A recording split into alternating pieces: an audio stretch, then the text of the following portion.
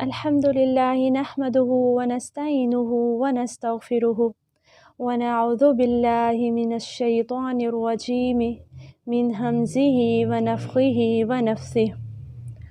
اللهم صل على محمد وعلى آل محمد كما صليت على إبراهيم وعلى آل إبراهيم إنك حميد مجيد. اللهم بارك على محمد وعلى آل محمد كما باركت على إبراهيم وعلى آل إبراهيم إنك حميد مجيد۔ آج ہم نبی صلی اللہ علیہ وسلم کا حلیہ مبارک، ان کی چند عادات و اطوار اور نبی صلی اللہ علیہ وسلم کے چند معجزات کو دیکھیں گے۔ اللہ تعالیٰ کی یہ سنت ہے کہ سب انبیاء کرام کو اللہ تعالیٰ نے اندرونی اور ظاہری طور پر کامل بنایا۔ جیسے حضرت یوسف علیہ السلام کے حسن کی بھی بات ہمیں ملتی ہے کہ نصف حسن انہیں عطا کیا گیا، اور نبی صلی اللہ علیہ وسلم کے حسن کی بات کریں تو کیا ہی کمال شخصیت ہے، ظاہری طور پر بھی اور باطنی طور پر بھی۔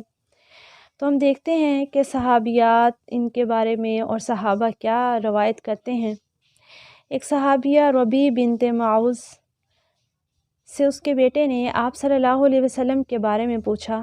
صحابیہ نے کہا، بیٹے اگر تم آپ صلی اللہ علیہ وسلم کو دیکھتے تو تم سمجھتے کہ سورج ابھی طلوع ہوا ہے۔ سبحان اللہ۔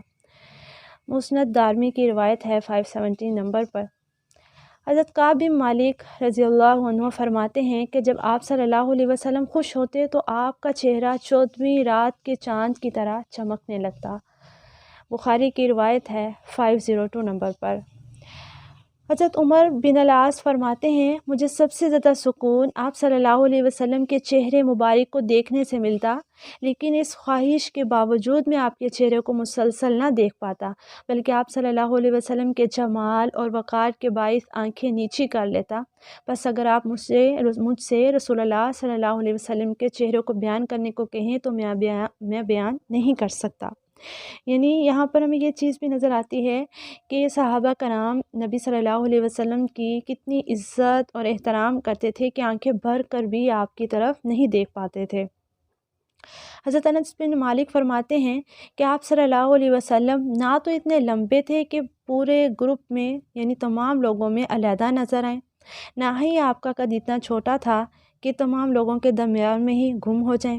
آپ کا رنگ نہ تو بالکل سفید تھا اور نہ بہت سرخ، بلکہ سرخی مائل سفید تھا۔ آپ صلی اللہ علیہ وسلم کے بال نہ تو بالکل سیدھے تھے، نہ ہی زیادہ پیچ دار یعنی گھنگریالے۔ آپ صلی اللہ علیہ وسلم کے ہاتھ ریشم سے زیادہ نرم تھے۔ میں نے آپ صلی اللہ علیہ وسلم کے پسینے کی خوشبو سے زیادہ اچھی خوشبو کبھی نہیں سونگھی۔ اسی لیے حضرت ام سلیم رضی اللہ عنہا آپ صلی اللہ علیہ وسلم کے پسینے کو ایک برتن میں جمع کرتی تھیں اور اسے خوشبو اور دوائی کے طور پر استعمال کرتی تھیں۔ مسلم کی روایت ہے 256 نمبر پر۔ حضرت برا بن عازب رضی اللہ عنہ فرماتے ہیں، رسول اللہ صلی اللہ علیہ وسلم درمیانے قد کے تھے۔ آپ صلی اللہ علیہ وسلم کے بال گنجان تھے یعنی گھنے تھے، اور کبھی کبھی کانوں کی لو تک لمبے ہوتے۔ کندھوں کا درمیانی فاصلہ عام پیمانے سے زیادہ تھا۔ میں نے ایک رات آپ صلی اللہ علیہ وسلم کو سرخ لباس پہنے دیکھا۔ میں نے کبھی بھی اس سے زیادہ خوبصورت شخص نہیں دیکھا۔ اسی طرح حضرت جابر بن سمرہ رضی اللہ عنہ فرماتے ہیں کہ ایک رات چاند اپنے پورے جوبن پر تھا۔ میں نے رسول اللہ صلی اللہ علیہ وسلم کو مدینہ کی گلی میں سرخ جبہ پہنے دیکھا۔ میں کبھی چاند کی طرف دیکھتا، کبھی آپ کے چہرے کی طرف۔ مجھے آپ کا چہرہ مبارک چاند سے زیادہ خوبصورت لگا۔ سبحان اللہ۔ حضرت علی فرماتے ہیں، آپ کا چہرہ مبارک نہ تو گوشت سے بھرا ہوا تھا اور نہ ہی گول تھا، بلکہ قدرے بیضوی شکل کا تھا۔ آپ صلی اللہ علیہ وسلم کا رنگ سرخی مائل سفید تھا۔ آپ کی آنکھیں بڑی تھیں، پلکیں دراز تھیں اور پتلیاں سیاہ یعنی اندر سے سیاہ تھے۔ آپ صلی اللہ علیہ وسلم کے جسم کے جوڑ بڑے اور کندھے کشادہ تھے، بدن پر بال نہ تھے۔ سینہ سے ناف تک بالوں کی ایک باریک لکیر تھی۔ آپ صلی اللہ علیہ وسلم قدرے تیز چلتے تھے، گویا چڑھائی سے اتر رہے ہیں، یا یہ کہ زمین آپ کے ماتحت کر دی جاتی ہے۔ آپ صلی اللہ علیہ وسلم جب کسی کی طرف موڑتے تو پورا جسم اس کی طرف موڑتے، جو کہ بات چیت کے آداب اور مؤثر مکالمہ کے لیے ضروری ہے۔ یعنی اگر کوئی بات کرنا چاہ رہا ہے راستے میں یا جہاں بھی، صرف منہ اس طرف نہیں کرتے تھے بلکہ پورے متوجہ ہو جاتے تاکہ بات کرنے والا بھی اچھے طریقے سے بات کر سکے۔ آپ صلی اللہ علیہ وسلم کے دونوں کندھوں کے درمیان آپ کی پشت پر نبوت کی مہر تھی۔ بس آپ صلی اللہ علیہ وسلم کے پاس نہ صرف مہر تھی بلکہ آپ خاتم بھی تھے۔ مہر جیسے ہم اپنی زبان میں بھی بات کریں، کسی بھی کاغذات کو جب مہر لگ جاتی ہے یا اسٹیمپ لگا دی جاتی ہے تو ہم کیا کہتے ہیں کہ اب یہ فائنل ہو گئی۔ یعنی جس چیز پہ مہر لگ جاتی ہے اس فیصلے کو، اس بات کو قبول کر لیا جاتا ہے، وہ حتمی ہو جاتی ہے۔ اسی طرح سے نبی صلی اللہ علیہ وسلم کے پاس ایک یہ نشانی تھی جسے مہر نبوت کہا جاتا ہے۔ اور خاتم کیا ہے؟ مہر کا مطلب بھی ختم لیا جاتا ہے، ٹھیک ہے۔ اور خاتم آپ کو کہا گیا یعنی آپ کے بعد اب کوئی پیغمبر، کوئی نبی نہیں آئے گا۔ حضرت سلمان فارسی کو عیسائی پادری نے 3 نشانیاں بتائی تھیں۔ اگر تم رسول اکرم صلی اللہ علیہ وسلم کو دیکھو گے تو آپ کے وقار سے دنگ رہ جاؤ گے، اگر تم ان کی صحبت میں ہوگے تو ان سے محبت کرنے لگو گے، اور یہ کہ آپ صلی اللہ علیہ وسلم کی پشت پر مہر نبوت ہے۔ مہر نبوت دونوں کندھوں کے درمیان ایک چھوٹا سا گوشت کا ٹکڑا تھا جو ابھرا ہوا تھا۔ حضرت سلمان فارسی ان تینوں نشانیوں کو دیکھ کر مسلمان ہوئے۔ حضرت علی نے فرمایا، میں نے آپ جیسا شخص نہ کبھی پہلے دیکھا اور نہ بعد میں۔ آپ صلی اللہ علیہ وسلم میں نہ صرف جسمانی کشش تھی بلکہ اس سے بڑھ کر روحانی کشش تھی۔ کئی لوگ صرف آپ صلی اللہ علیہ وسلم کا چہرہ مبارک دیکھ کر مسلمان ہو گئے۔ مثلاً بخاری میں درج ہے، جب رسول اکرم صلی اللہ علیہ وسلم مدینہ تشریف لائے تو یہودیوں کے سب سے بڑے راہب حضرت عبداللہ بن سلام رضی اللہ عنہ آپ صلی اللہ علیہ وسلم کو دیکھنے گئے تو عبداللہ بن سلام فرماتے ہیں کہ جب میری پہلی نظر آپ صلی اللہ علیہ وسلم کے چہرے مبارک پہ پڑی تو میں سمجھ گیا کہ یہ چہرہ مبارک ایک جھوٹے شخص کا نہیں ہو سکتا، اور میں آپ صلی اللہ علیہ وسلم کو دیکھتے ہی آپ پر ایمان لے آیا۔ آپ صلی اللہ علیہ وسلم کی صرف ظاہری خوبصورتی ہی نہیں تھی بلکہ آپ صلی اللہ علیہ وسلم باطنی خوبصورتی سے بھی مزین تھے۔ یعنی آپ صلی اللہ علیہ وسلم میں بے حد انکساری، شرم و حیا اور سادگی تھی۔ 7 یا 8 ہجری کی بات ہے جب آپ صلی اللہ علیہ وسلم جزیرہ عرب کے ایک بڑے لیڈر بن چکے تھے، اور آپ صلی اللہ علیہ وسلم ایک دن مسجد نبوی شریف میں ایک پرائیویٹ کمرے میں لیٹے ہوئے تھے۔ حضرت عمر رضی اللہ تعالیٰ عنہ آپ سے ملنے گئے تو آپ اٹھ کر بیٹھ کے حضرت عمر رضی اللہ تعالیٰ عنہ نے آپ کے جسم پر کھجور کی ٹہنیوں کے نشانات دیکھے، کیونکہ آپ کا بستر کھجور کی ٹہنیوں وغیرہ کا بنا ہوا تھا۔ اس پر حضرت عمر رونے لگے۔ آپ نے سبب پوچھا تو حضرت عمر نے فرمایا کہ کیس و کسرہ وغیرہ اتنے آرام سے رہ رہے ہیں جبکہ آپ کو ایک اچھا بستر بھی میسر نہیں۔ اس پر آپ نے حضرت عمر کو سرزنش کرتے ہوئے کہا، کیا آپ کو یہ بات سمجھ نہیں آئی کہ ان کے لیے دنیا ہے جبکہ ہمارے لیے آخرت ہے؟ ایک دن آپ صلی اللہ علیہ وسلم کی ایک زوجہ نے آپ کے بستر کو دوہرا کر دیا تاکہ آپ کو زیادہ آرام مل سکے۔ اس رات آپ صلی اللہ علیہ وسلم زیادہ دیر سو گئے اور آپ نے پوچھا کہ ماجرا کیا ہے؟ آپ صلی اللہ علیہ وسلم کو بتایا گیا کہ بستر دوہرا کر دیا گیا ہے۔ آپ صلی اللہ علیہ وسلم نے فرمایا، اس کو پہلے کی طرح کر دو تاکہ میں تہجد کے لیے اٹھ سکوں۔ یعنی دنیا کی آرام آسائش انہیں پسند نہیں تھی، صرف آخرت کے لیے ہی نیک اعمال کے لیے کوشاں تھے۔ حضرت عائشہ فرماتی ہیں کہ آپ صلی اللہ علیہ وسلم نے 6 ہفتے سے گوشت نہیں چکھا اور ہم صرف 2 کالی چیزیں کھا کر گزارا کرتی تھی، یعنی کھجوریں اور کنویں وغیرہ کا پانی۔ ایک بار حضرت عبد الرحمن بن عوف کو پکا ہوا گوشت اور روٹی پیش کی گئی۔ حضرت عبد الرحمن بن عوف زاروں کی طرح رونے لگے اور فرمانے لگے کہ رسول اکرم صلی اللہ علیہ وسلم نے اور آپ کے کنبہ نے زندگی بھر پیٹ بھر کر روٹی تک نہیں کھائی جبکہ اللہ تعالیٰ نے سب کچھ ہمیں یہاں دے دیا ہے۔ میں دعا گو ہوں کہ اللہ تعالیٰ یہ سب چیزیں ہمیں آخرت میں عطا فرمائے۔ اسی طرح جب حضرت عائشہ کو کھانا پیش کیا گیا، حضرت عائشہ اچھا کھانا دیکھ کر رونے لگیں اور فرمایا کہ رسول اللہ صلی اللہ علیہ وسلم نے ایک دن بھی پیٹ بھر کر سادہ روٹی نہیں کھائی۔ ترمذی میں ہے کہ ایک بار آپ صلی اللہ علیہ وسلم، حضرت ابوبکر اور حضرت عمر رضی اللہ عنہ بھوک سے لاچار تھے۔ ایک صحابی تینوں کو گھر لے گئے اور بکری کے گوشت اور روٹی سے خوب ضیافت کی۔ اس پر آپ نے حضرت ابوبکر صدیق اور حضرت عمر رضی اللہ عنہ کو ان الفاظ سے یاد دہانی کرائی، ثم لتسألن یومئذ عن النعیم، پھر اس دن تم سے ضرور بضرور نعمتوں کی بابت باز پرس ہوگی۔ یعنی اتنے عرصے میں اگر ایک بار بھی ان کو اچھا کھانا مل جاتا جس میں انہیں لگتا کہ شاید یہ بہت زیادہ ہے ہمارے لیے، اور اس پر بھی وہ اپنا محاسبہ ضرور کرتے اور احساس دلاتے کہ اللہ تعالیٰ نے اس نعمت کے بارے میں پوچھنا ہے، تو یہاں پر ضرور ہمیں رک کر اپنا بھی محاسبہ کرنے کی ضرورت ہے۔ ہم دن میں کتنی بار کھانا بھی اچھا کھاتے ہیں، لباس بھی اچھا پہن رہے ہیں، اچھا اٹھنا بیٹھنا ہے، کتنی آسائشیں ہیں، کتنی نعمتیں ہیں، تو ان کے بارے میں ضرور اللہ تعالیٰ سوال کریں گے، تو اچھے اعمال کرنے ہیں تاکہ اللہ تعالیٰ ہم سے آسان حساب لیں۔ رسول اکرم صلی اللہ علیہ وسلم کی انکساری کا اندازہ اس سے لگایا جا سکتا ہے کہ غزوہ بدر کے موقع پر مسلمانوں کی تعداد جو 313 تھی، جبکہ 75 اونٹ اور کچھ گھوڑے تھے۔ ہر سواری 3 یا 4 صحابیوں کے لیے تھی۔ آپ صلی اللہ علیہ وسلم، حضرت عمر اور حضرت ابو لبابہ کے لیے ایک سواری تھی۔ یہ دونوں صحابی نوجوان تھے اور انہوں نے اپنی باری رسول اللہ صلی اللہ علیہ وسلم کو دینی چاہی۔ اس پر آپ نے مسکراتے ہوئے فرمایا، تم دونوں مجھ سے بڑھ کر طاقتور نہیں، اور مجھے بھی آخرت کے لیے اجر کی اتنی ہی ضرورت ہے جتنی تمہیں ہے۔ بس تینوں باری باری اونٹ پر سوار ہوتے تھے۔ واضح ہو کہ آپ صلی اللہ علیہ وسلم نے یہ اس وقت کہا جب آپ پوری فوج کے سپہ سالار تھے اور کچھ بھی حکم صادر کر سکتے تھے، لیکن رسول اللہ صلی اللہ علیہ وسلم نے عاجزی دکھائی۔ حضرت انس بن مالک فرماتے ہیں کہ میں نے رسول اللہ صلی اللہ علیہ وسلم کی 10 سال خدمت کی۔ آپ صلی اللہ علیہ وسلم نے اس دوران مجھے کبھی بھی اف تک نہیں کی اور کبھی بھی مجھے نہیں کہا کہ تم نے فلاں کام کیوں نہیں کیا اور یہ کہ فلاں کام کیوں کیا ہے۔ اگر لوگ آپ صلی اللہ علیہ وسلم سے بدسلوکی کرتے تو بھی آپ نہ تو آگ بگولا ہو جاتے اور نہ ہی ان جیسی پس ذہنیت کا مظاہرہ کرتے۔ اللہ تعالیٰ ہمیں بھی توفیق دے کہ ہمارے بھی اخلاق اتنے اچھے ہو جائیں، آمین۔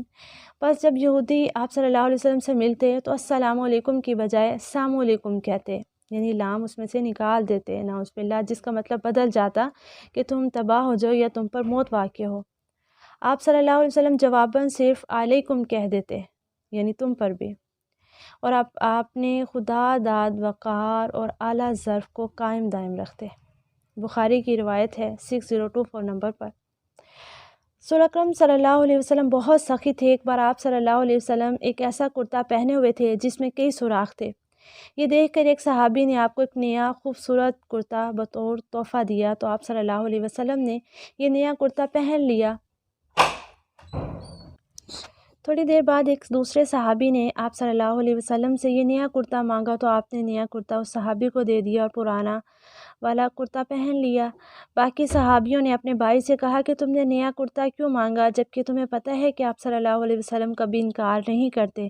اس صحابی نے جواب دیا، تاکہ میں اس نئے کرتے کو اپنے کفن کے طور پر استعمال کر سکوں۔ یعنی اس میں بتانے والی چیز یہ ہے کہ رسول اللہ صلی اللہ علیہ وسلم کے پاس ایک چیز نہیں تھی، ان کی وہ ضرورت کی تھی، اس کے باوجود آپ نے انکار نہیں کیا اور سوال کرنے والے کو دے دی۔ رسول اکرم صلی اللہ علیہ وسلم مزاح بھی کیا کرتے تھے۔ آپ کا مزاح صاف، معنی خیز اور سچائی پر مبنی ہوتا تھا۔ مثلا ایک بار ایک بڑھیا نے آپ سے درخواست کی کہ میرے لیے دعا فرمائیے کہ میں جنت میں داخل ہو جاؤں۔ آپ صلی اللہ علیہ وسلم نے فرمایا، اے میری چچی، کیا تجھے یہ خبر نہیں پہنچی کہ جنت میں بوڑھی عورتیں داخل نہیں ہو سکتی؟ اس پر وہ بڑھیا پریشان ہو گئیں۔ آپ نے فرمایا، میری چچی آپ روئیں نہیں، کیونکہ اللہ تعالیٰ ہر بوڑھی عورت کو ایک جوان عورت بنا دے گا اور پھر وہ جنت میں داخل ہوگی۔ آپ نے سورۃ واقعہ کی آیت کی تلاوت فرمائی، اِنَّا أَنشَأْنَاهُنَّ إِنشَاءً، یعنی ہم ان عورتوں کو ایک نئی ابتدا کے ساتھ سامنے لائیں گے۔ رسول اکرم صلی اللہ علیہ وسلم کی آخری بیماری کے دوران حضرت عائشہ رضی اللہ تعالیٰ عنہا کو بھی سخت سر درد ہونے لگی اور وہ چلا اٹھی، ہائے میرا سر درد۔ رسول اکرم صلی اللہ علیہ وسلم نے فرمایا، اگر تم اس سر درد سے مر بھی گئی تو بھی تمہارے لیے اچھا ہے، کیونکہ اس صورت تمہارا غسل، جنازہ اور تدفین میں خود کروں گا، بس تمہارا فائدہ ہی فائدہ ہے۔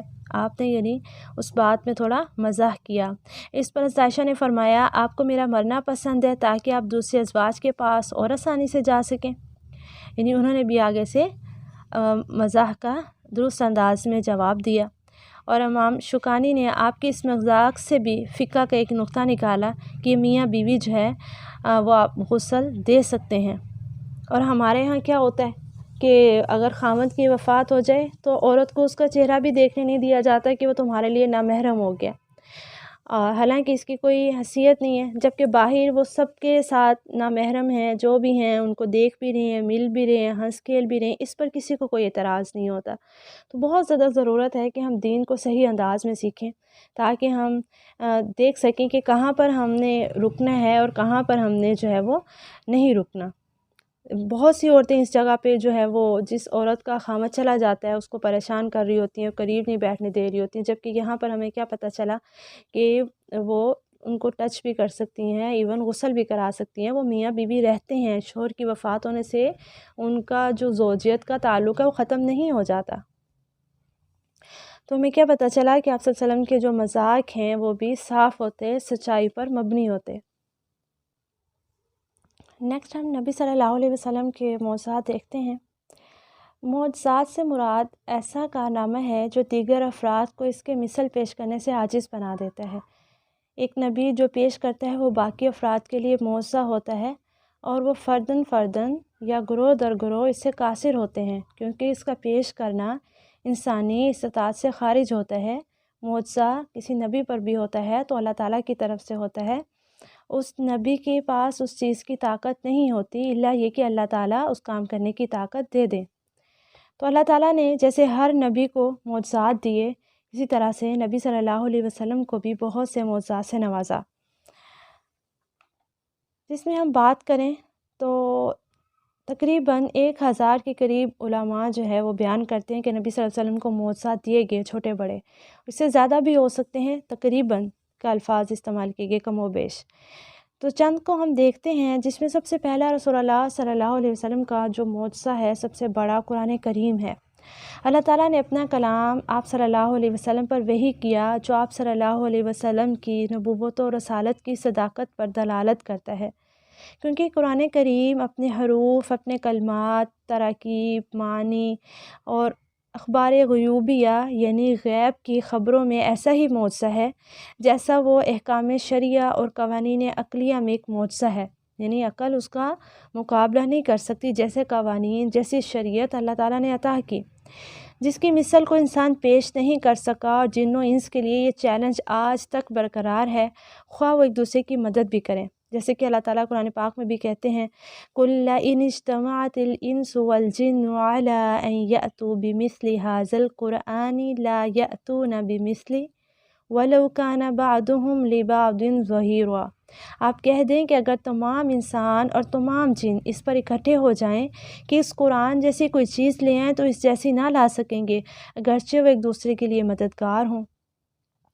تو عرب کے لوگ جو ہیں وہ بہت زیادہ فصاحت و بلاغت والے تھے، عربی ان کی اپنی زبان تھی، ان کا بیان بہت اچھا تھا، لیکن اس کے باوجود وہ اللہ تعالیٰ کے کلام کے مقابلے میں کوئی چیز نہیں لا سکے، کوئی آیت، کوئی سورت اس چیلنج کو قبول نہیں کر سکے، جس کے بارے میں اللہ تعالیٰ سورہ ہود میں بھی کہتے ہیں، آیت نمبر 13 میں، پہلی جو آیات تھی سورہ الاسراء کی تھی، آیت نمبر 88، ام یقولون افترا قل فأتوا بعشر سور مثلہ مفتریات، کیا وہ کہتے ہیں کہ اس نے خود یہ گھڑ رکھا ہے، آپ فرمائیں کہ تم بھی اس جیسی کوئی صورت لے آؤ۔ یعنی کہ نبی صلی اللہ علیہ وسلم جب کلام پیش کرتے تو قریش کے لوگ کہتے کہ یہ خود گڑھ رکھا ہے، تو اس پر پھر اللہ تعالیٰ نے انہیں چیلنج دیا کہ تم بھی اس جیسی جو ہے 10 صورتیں لے آؤ۔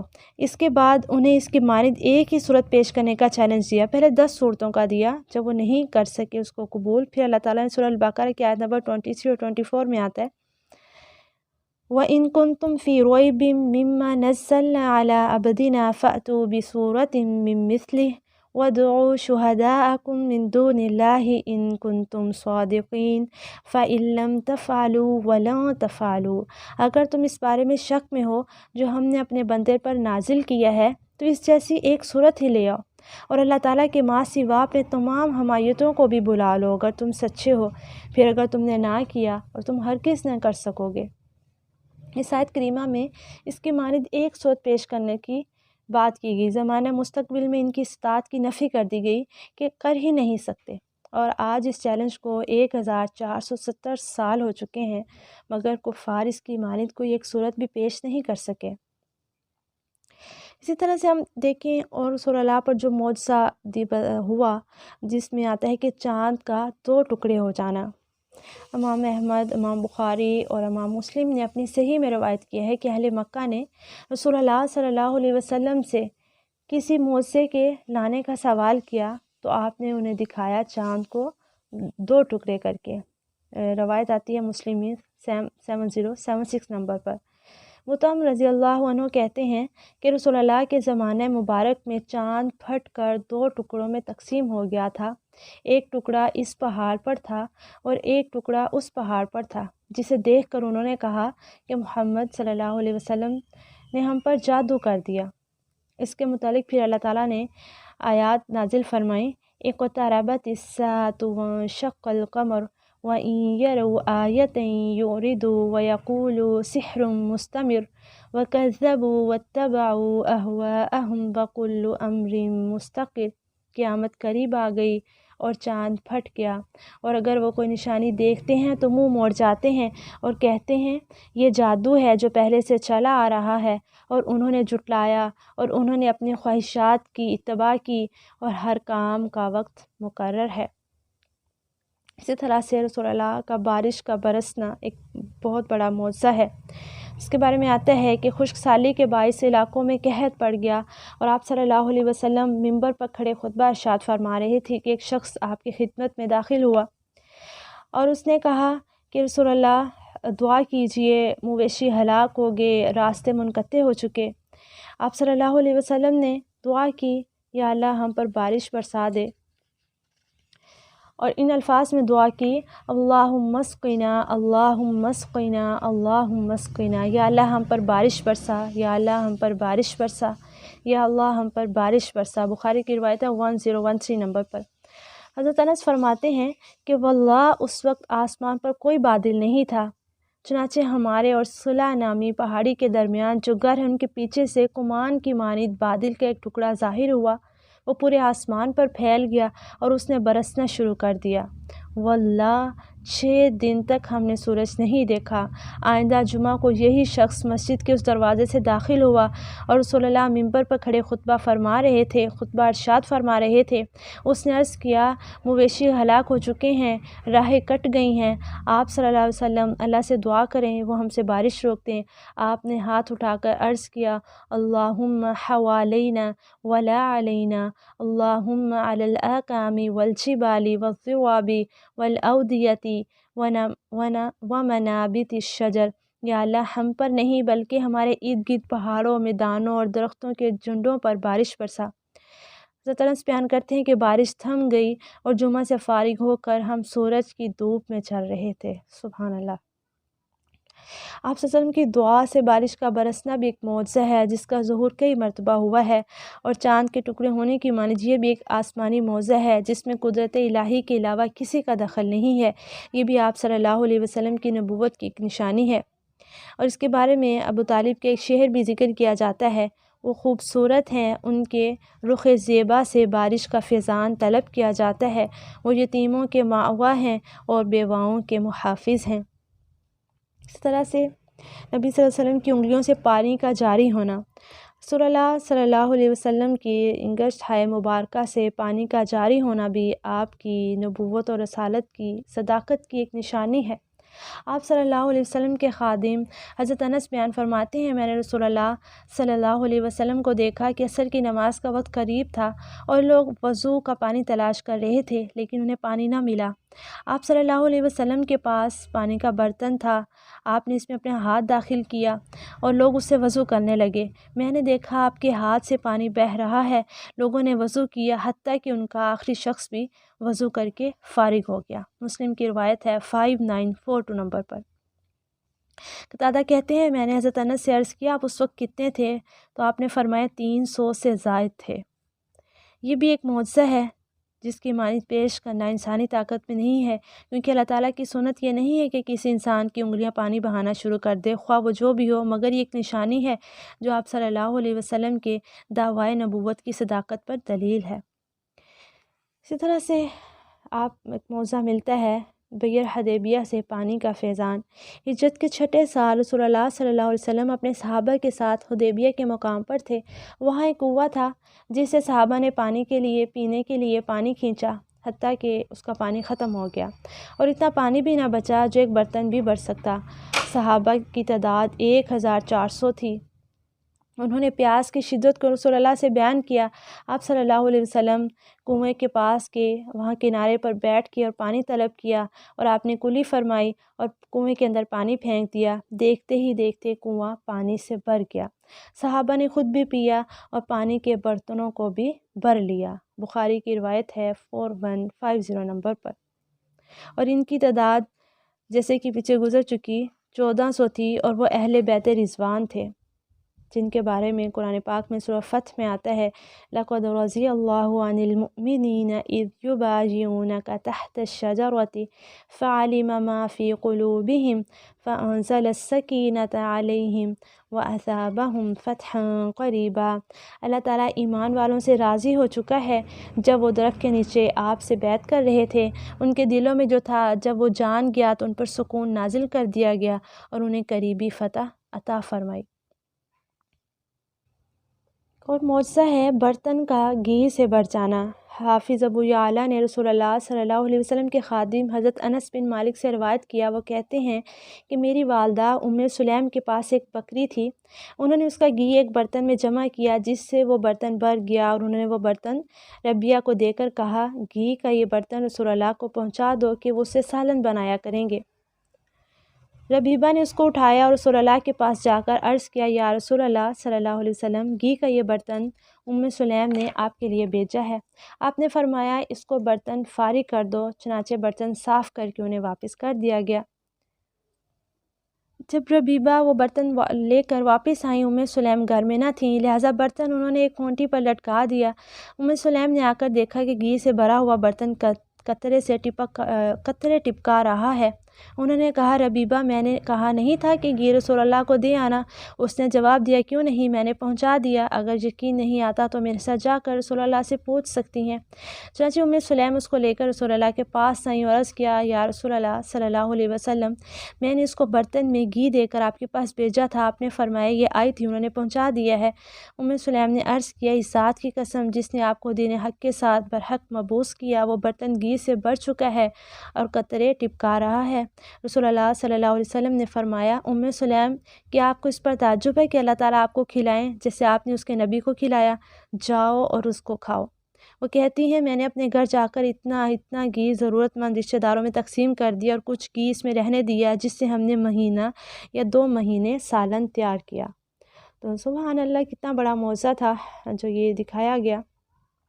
اسی طرح سے ہمیں ملتا ہے کھانے میں اضافہ ہو جانا۔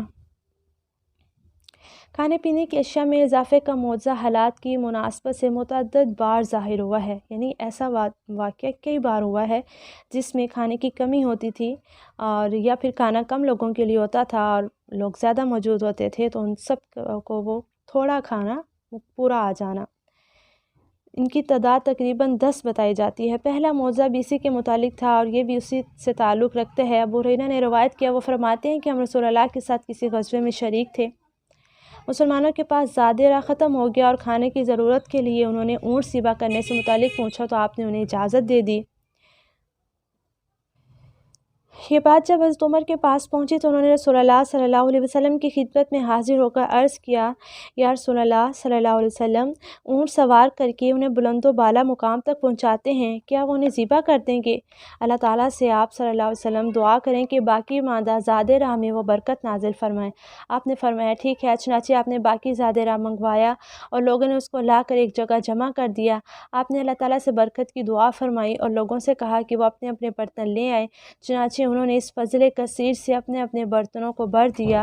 اس وقت رسول اللہ صلی اللہ علیہ وسلم نے فرمایا میں گواہی دیتا ہوں کہ اللہ تعالیٰ کے سوا کوئی معبود برحق نہیں ہے اور میں گواہی دیتا ہوں کہ اللہ کا بندہ اور اس کا رسول ہوں۔ جو شخص اس عقیدے کے ساتھ اللہ تعالیٰ سے ملاقات کرے گا اور اس نے اس میں شک نہیں کیا تو وہ جنت میں داخل ہوگا۔ سبحان اللہ۔ پھر ہے درخت کا سر تسلیم خم کرنا۔ امام مسلم نے اپنی سند کے ساتھ حضرت جابر بن عبداللہ سے روایت کی ہے کہ رسول اللہ صلی اللہ علیہ وسلم کے ساتھ ہم ایک سفر پر جا رہے تھے، راستے میں ہم نے کھلے میدان میں پڑاؤ کیا، آپ صلی اللہ علیہ وسلم قضائے حاجت کے لیے نکلے تو پانی کا برتن اٹھا کر میں بھی آپ کے پیچھے چل پڑا، آپ نے ادھر ادھر دیکھا مگر آڑ کے لیے کوئی چیز دکھائی نہ دی، اس میدان کے کنارے پر 2 درخت تھے، ایک درخت کے پاس جا کر آپ نے اس کی شاخ کو پکڑا اور فرمایا اللہ کے حکم سے میری اطاعت کر، فرما بردار اونٹ کی مانند وہ درخت آپ کے ساتھ ہو گیا، دوسرے درخت کے پاس جا کر آپ نے اس کی شاخ پکڑ کر فرمایا اللہ کے حکم سے میری اطاعت کر، وہ بھی فرما بردار اونٹ کی مانند آپ کے ساتھ چل پڑا، جب آپ صلی اللہ علیہ وسلم ان کے درمیان میں تھے تو انہیں ایک جگہ جمع کر کے فرمایا اللہ کے حکم سے جڑ جاؤ، دونوں درخت باہم مل گئے۔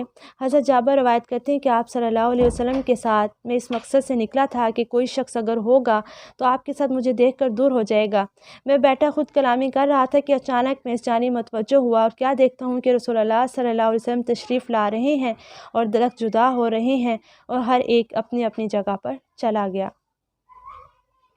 اسی طرح سے تنے کا رونا، امام احمد رحمہ اللہ علیہ نے حضرت جابر بن عبداللہ رضی اللہ عنہ سے روایت کیا کہ رسول اللہ صلی اللہ علیہ وسلم کھجور کے تنے پر خطبہ ارشاد فرماتے اور انصار کی ایک عورت کا غلام بڑھئی تھا، اس نے عرض کیا یا رسول اللہ صلی اللہ علیہ وسلم میرا غلام بڑھئی ہے، میں اس کو آپ کے لیے ممبر تیار کرنے کا حکم دے دوں جس پر آپ خطبہ ارشاد فرمایا کریں، آپ نے فرمایا کیوں نہیں، چنانچہ اس نے آپ صلی اللہ علیہ وسلم کے لیے ممبر تیار کر دیا اور آئندہ جمعہ رسول اللہ صلی اللہ علیہ وسلم نے ممبر پر خطبہ ارشاد فرمایا اور جس تنے پر آپ کھڑے ہوا کرتے تھے اس نے بچوں کی مانند رونا شروع کر دیا اور رسول اللہ صلی اللہ علیہ وسلم نے فرمایا ان ھذا بکا لما فقد من الذکر، تنا اس وجہ سے رو دیا کہ پہلے وہ اللہ کا ذکر سنا کرتا تھا۔ بخاری کے الفاظ ہیں کہ جب کھجور کا تنا بچے کی مانند رویا تو رسول اللہ نے ممبر سے اتر کر اس کو اپنے سینے مبارک سے لگایا جس پر وہ خوش ہو گیا، آپ صلی اللہ علیہ وسلم نے فرمایا یہ اس وجہ سے رو دیا کہ پہلے اپنے پاس اللہ کا ذکر سنا کرتا تھا۔ بخاری کی روایت ہے 3584 نمبر پر۔ کھجور کے تنے کا رونا ذکر الہی کے سماع کے شوق اور رسول اللہ کے فراق یعنی جدائی کے غم کا نتیجہ تھا، اس پر کھڑے ہو کر رسول اللہ صلی اللہ علیہ وسلم خطبہ ارشاد فرمایا کرتے تھے۔ کھجور کا درخت محض ایک جامد مخلوق ہے جس میں ظاہراً نہ روح ہے نہ عقل، لہٰذا اس کے بارے میں لوگوں کا جاننا رسول اللہ کی نبوت اور رسالت کی صداقت پہ ایک بہت بڑی دلیل اور عظیم ترین معجزہ ہے جس پر لوگ ایمان لاتے ہیں۔ اسی طرح سے کنکریوں کا تسبیح پڑھنا، حافظ ابو بکر بہقی نے سوید بن یزید سلمہ سے روایت کی، ان کا کہنا ہے کہ میں نے حضرت ابوذر غفاری کو یہ کہتے سنا میں نے ایک ایسی چیز ملاحظہ کی ہے، اس کے بعد میں سیدنا عثمان کا ذکر خیر ہی کرتا ہوں اور جو کچھ انہوں نے ملاحظہ کیا اس کے بارے میں فرماتے ہیں کہ میں ایک ایسا شخص تھا جو رسول اللہ صلی اللہ علیہ وسلم کی خلوت کو تلاش کیا کرتا تھا، ایک دن میں نے آپ صلی اللہ علیہ وسلم کو تنہائی میں بیٹھے دیکھا اور اس خلوت کو غنیمت خیال کر کے آپ کے پاس آ کر بیٹھ گیا، اس کے بعد حضرت ابو بکر نے آ کر سلام کیا اور آپ کے دائیں جانب بیٹھ گئے، ان کے بعد حضرت عمر نے آ کر سلام کیا اور حضرت ابو بکر کے دائیں جانب بیٹھ گئے، ان کے بعد حضرت عثمان نے آ کر سلام کیا اور حضرت عمر رضی اللہ تعالیٰ عنہ کے دائیں جانب بیٹھ گئے۔ رسول اللہ صلی اللہ علیہ وسلم کے سامنے 7 کنکریاں پڑی تھیں، آپ نے ان کو اپنے ہاتھ میں اٹھایا تو انہوں نے تسبیح کہنا شروع کر دیا حتیٰ کہ میں نے کھجور کے تنے کی مانند ان کی آواز کو سنا، اس پر آپ صلی اللہ علیہ وسلم نے انہیں رکھ دیا تو وہ خاموش ہو گئیں، آپ نے دوبارہ انہیں اٹھایا اور حضرت ابو بکر رضی اللہ عنہ کے ہاتھ پر رکھ دیا تو وہ تسبیح کرنے لگی حتیٰ کہ میں نے کھجور کے تنے کی مانند ان کی آواز کو سنا، پھر انہیں نیچے رکھ دیا تو وہ چپ ہو گئیں، اس کے بعد آپ نے ان کنکریوں کو اٹھا کر حضرت عمر رضی اللہ عنہ کے ہاتھ پر رکھا تو انہوں نے تسبیح کرنا شروع کر دیا حتیٰ کہ میں نے کھجور کے تنے کی مانند ان کی آواز کو سماعت کیا اور آپ نے انہیں نیچے رکھ دیا اور وہ خاموش ہو گئیں، اس کے بعد آپ صلی اللہ علیہ وسلم نے وہ کنکریاں اٹھا کر حضرت عثمان کے ہاتھ پر رکھ دیں تو انہوں نے تسبیح کرنا شروع کر دیا حتیٰ کہ میں نے کھجور کے تنے کی مانند ان کی آواز کو سنا، پھر آپ صلی اللہ علیہ وسلم نے انہیں نیچے رکھ دیا تو وہ خاموش ہو گئیں اور رسول اللہ صلی اللہ علیہ وسلم نے فرمایا یہ نبوت کی خلافت ہے۔ اس موضوع کے 2 حصے ہیں، پہلے حصے میں خلفائے راشدین کے ہاتھ پر کنکریوں کی تسبیح کا بیان ہے اور دوسرے حصے میں عملی طور پر اس خلافت کے وقوع کا ذکر ہے جو صدیق و فاروق ذوالنورین تک یکجا رہی اور بعد ازاں اس میں انتشار پیدا ہو گیا۔ شجر و حجر کا سلام کرنا۔ رسول اللہ صلی اللہ علیہ وسلم نے فرمایا، میں جانتا ہوں کہ مکہ میں ایک پتھر تھا جو بعثت سے قبل مجھ کو سلام کیا کرتا تھا، اب بھی میں اس کو پہچانتا ہوں۔ اسی طرح سے اونٹ کا شکوہ کرنا۔ امام نسائی اور امام احمد نے اپنی اپنی سند کے ساتھ حضرت انس بن مالک سے روایت کی ہے کہ انصار کے کسی خاندان کے پاس ایک اونٹ تھا جس کی مدد سے وہ کنویں کا پانی نکالا کرتے تھے۔ ایک دن وہ اونٹ بگڑ گیا اور اس نے کوئی کام نہ کیا۔ انصار نے رسول اللہ صلی اللہ علیہ وسلم کے پاس جا کر عرض کی، ہم اپنے اونٹ سے پانی نکالا کرتے ہیں مگر اب وہ بگڑ گیا ہے اور کام نہیں دیتا، ہمارے کھیت اور باغات سوکھ چکے ہیں۔ رسول اللہ صلی اللہ علیہ وسلم نے اپنے چند صحابہ سے فرمایا، آؤ چلتے ہیں۔ چنانچہ آپ صلی اللہ علیہ وسلم ان کے ساتھ ایک باغ میں داخل ہو گئے۔ اونٹ ایک کونے میں کھڑا تھا، آپ صلی اللہ علیہ وسلم اس کی جانب چلنا شروع کر دیے تو انصار نے عرض کیا، یا رسول اللہ، اونٹ باولا ہو چکا ہے جو کتے کی مانند کاٹ کھاتا ہے، ہمیں آپ پر خدشہ ہے، یعنی آپ کو کوئی نقصان نہ پہنچ جائے۔ اونٹ نے جب آپ صلی اللہ علیہ وسلم کو آتے دیکھا تو آپ کے سامنے سجدے میں گر گیا۔ رسول اللہ نے اس کو پیشانی سے پکڑا، وہ اتنا تابع کبینہ تھا، چنانچہ آپ نے اس کو کام میں جوت دیا۔ صحابہ نے عرض کیا، یا رسول اللہ صلی اللہ علیہ وسلم، یہ چھپایا ہے جو عقل بھی نہیں رکھتا، وہ آپ کو سجدہ کر رہا ہے، چنانچہ ہمارا زیادہ حق ہے کہ ہم آپ کو سجدہ کریں۔ آپ نے فرمایا، انسان کا کسی انسان کو سجدہ کرنا مناسب نہیں ہے، اگر کسی انسان کو انسان کا سجدہ کرنا جائز ہوتا تو میں اپنے خاوند کو سجدہ کرنے کا بیوی کو حکم دیتا، کیونکہ بیوی پر خاوند کا سب سے زیادہ حق ہے۔ امام مسلم نے روایت کیا کہ ایک دن رسول اللہ نے اپنے چند صحابہ کے ساتھ انصار کے کسی باغ میں گئے، وہاں ایک اونٹ کھڑا تھا، وہ آپ کو دیکھ کر بلبلایا اور اس کی آنکھ میں آنسو ڈبڈبائے۔ رسول اللہ نے اس کے سر اور کنپٹی پر ہاتھ پھیرا تو وہ چھپ کر گیا۔ آپ نے دریافت فرمایا، یہ اونٹ کس کا ہے؟ انصار کے ایک نوجوان نے کہا، میرا ہے یا رسول اللہ صلی اللہ علیہ وسلم۔ آپ نے فرمایا، جس جانور کا اللہ نے تمہیں مالک بنایا ہے اس کی بابت اللہ سے کیوں نہیں ڈرتے ہو؟ یہ مجھ سے شکایت کر رہا ہے کہ تم اس کو بھوکا رکھتے ہو اور تکلیف دیتے ہو۔ تو یہ بھی رسول اللہ صلی اللہ علیہ وسلم کا ایک معجزہ تھا کہ جانور بھی آپ سے محبت کرتے اور آپ کو پہچانتے تھے۔ اسی طرح سے بھیڑیے کا شہادت دینا۔ امام احمد نے اپنی مسند میں حضرت ابو سعید خدری سے روایت کی ہے کہ ایک بھیڑیے نے بکری پر حملہ کر دیا۔ بکری نے ممیانے پر گڈریے نے آ کر اس کو چھڑایا تو اس نے کہا، تمہیں اللہ سے خوف نہیں آتا؟ تم نے مجھ سے وہ رزق چھینا ہے جو اللہ نے میری جانب بھیجا تھا۔ گڈریے نے کہا، بڑی عجیب بات ہے، ایک بھیڑیا مجھ سے انسان جیسا کلام کر رہا ہے۔ بھیڑیے نے کہا، تو میں اس سے بھی زیادہ حیرت انگیز بات نہ بتاؤں؟ محمد صلی اللہ علیہ وسلم ایک آدمی ہے جو لوگوں کو گزشتہ واقعات کی باتیں سناتے ہیں۔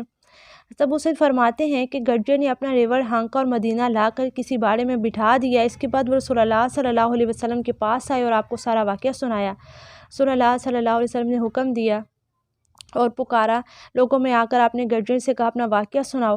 جب اس نے سنا دیا تو رسول اللہ صلی اللہ علیہ وسلم نے فرمایا، اس نے سچ کہا ہے، اس ذات کی قسم جس کے ہاتھ میں محمد کی جان ہے صلی اللہ علیہ وسلم، جب تک درندے انسانوں سے باتیں نہ کریں گے، آدمی کے ساتھ اس کے خیمے کی رسی اور اس کی جوتی کا تسمہ کلام نہیں کرے گا اور اس کی ران اسے بتلا نہیں دے گی کہ اس کے بعد اس کے اہل خانہ نے کیا کیا کیا، اس وقت تک قیامت قائم نہیں ہوگی۔ تو یہ بھی آپ کی نبوت کی ایک نشانی تھی، اور دوسرا ہمیں اس میں پتہ چلتا ہے کہ قیامت کی نشانیوں میں سے یہ باتیں عمل میں آنا ہے۔ اس طرح سے بہت سے واقعات تو بہت ہے، دل تو چاہ رہا ہے آپ کے سامنے پیش کروں۔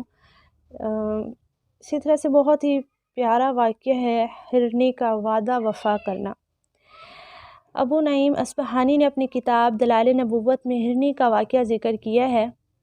حضرت انس بن مالک سے روایت ہے کہ رسول اللہ صلی اللہ علیہ وسلم کا گزر ایک ایسی قوم کے پاس سے ہوا جنہوں نے ایک ہرنی کو شکار کر رکھا تھا اور اس کو خیمے کے ستون کے ساتھ باندھ چھوڑا تھا۔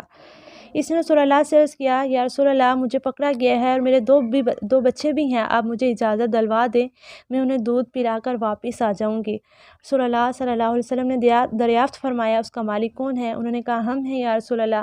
آپ نے فرمایا، اسے چھوڑ دو، یہ اپنے بچوں کو دودھ پلا کر تمہارے پاس آ جائے گی۔ انہوں نے کہا، اس کا ضامن کون ہے؟ آپ نے فرمایا، میں ہوں۔ چنانچہ انہوں نے اس کو چھوڑ دیا، اس نے جا کر اپنے بچوں کو دودھ پلایا، ان کے پاس لوٹ آئی۔ چنانچہ انہوں نے اس کو دوبارہ باندھ دیا، اس کے پاس سے رسول اللہ کا دوبارہ گزر ہوا۔ آپ نے دریافت فرمایا، اس کا مالک کون ہے؟ انہوں نے کہا، یہ ہے یا رسول اللہ۔ آپ نے فرمایا، ہرنی مجھے بیچو گے؟ انہوں نے کہا، یا رسول اللہ، وہ آپ ہی کے لیے ہے، آپ نے فرمایا اس کو کھول دو، چنانچہ انہوں نے اسے چھوڑ دیا۔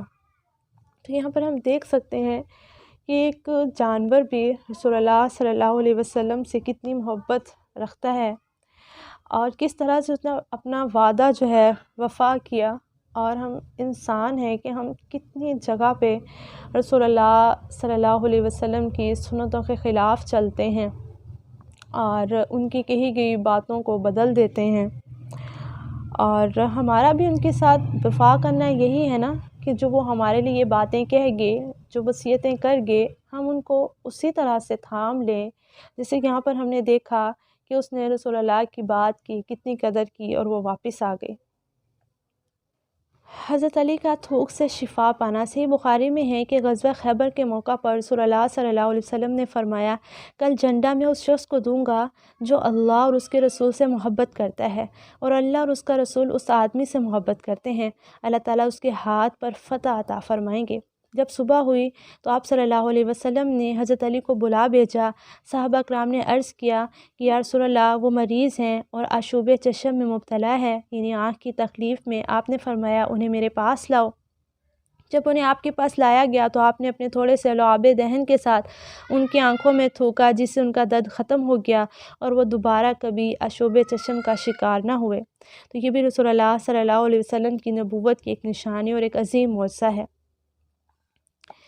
اسی طرح سے نابینا کا بصارت پانا، امام احمد رحمہ اللہ نے اپنی سند کے ساتھ عثمان بن حنیف سے روایت کی ہے کہ ایک نابینا شخص رسول اللہ صلی اللہ علیہ وسلم کی خدمت میں آیا اور عرض کیا، یا رسول اللہ، اللہ تعالیٰ سے دعا فرما دے وہ مجھے عافیت دیں۔